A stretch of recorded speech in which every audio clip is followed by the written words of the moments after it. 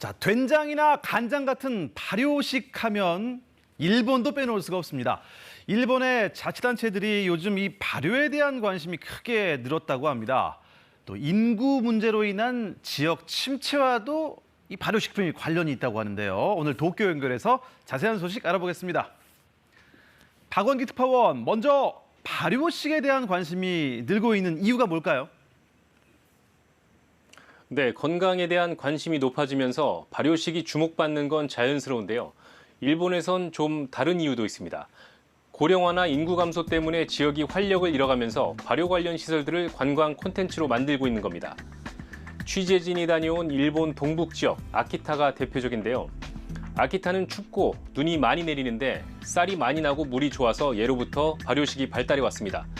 그런데 한편으론 고령화율이 일본에서 가장 높고 15살 미만 인구는 가장 적습니다. 또 동북 지역 중에서 수도권에서의 접근성이 좋지 않아서 관광객이 가장 적고요. 이런 문제로 고심하던 중에 아키타만의 관광 콘텐츠로서 발효를 떠올린 겁니다.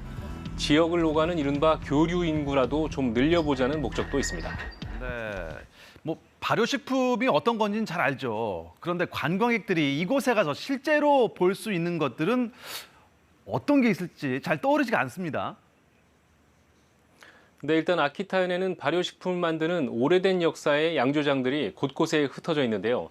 이 업체들은 발효식품의 원료인 누룩균이나 된장, 간장, 일본 전통주 등을 만들고요. 저희가 몇 곳을 찾아가 봤는데 먼저 된장과 간장을 주로 만드는 170년 역사의 이 양조업체는 전통적인 제조 방식을 그대로 유지하고 있습니다.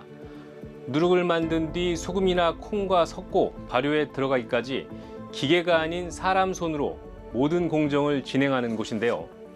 설비나 도구도 수십 년에서 수백 년 동안 사용하고 있고요. 6대째 가업을 계승하면서 전통 양조 방식을 고집하고 있습니다. 설명 들어보시죠. 何百年もかかって出来上がってきた発酵文化の一つだと思うんです。そういうものをできるだけ残していきたい、守っていきたいと思ってます。一度なくして簡単にしてしまうと元には戻れないんですよね。 네, 방금 보신 곳과는 대조적으로 양조의 모든 과정을 자동화한 업체도 견학이 가능하고요. 전통주가 완전한 상품으로 만들어지는 것까지도 살펴볼 수 있습니다. 야, 이렇게 발효식품을 만드는 과정 쉽게 접할 수 없는 풍경들입니다. 관광객들 반응은 어떻습니까? 네, 양조업체에 견학 온 사람들 만날 수가 있었는데요. 말씀하신 것처럼 평소 보기 어려운 발효식품 만드는 과정을 눈앞에서 직접 살펴볼 수 있고요. 이렇게 만들어진 된장으로 직접 간편한 요리를 만들어보는 체험도 할 수 있었습니다. 예전엔 쉽게 볼 수 없었던 양조장의 구석구석을 개방하다 보니 당연히 찾는 사람들이 있을 텐데요.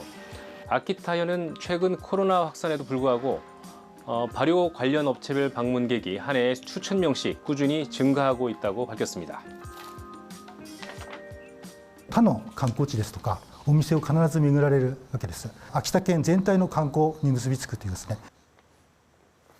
네, 그럼 이 아키타현 같은 자치단체들은 발효 업체들을 관광 자원으로 만들기 위해서 어떤 도움을 줄 수 있나요? 네, 아키타현이 발효 투어리즘이란 이름으로 관련 사업을 시작한 게 5년 전인 2017년인데요. 아키타현은 곳곳에 흩어져 있는 양조장 등 발효 관련 업체들을 3개 지역으로 나눠서 대표 관광지로 홍보하고 있습니다.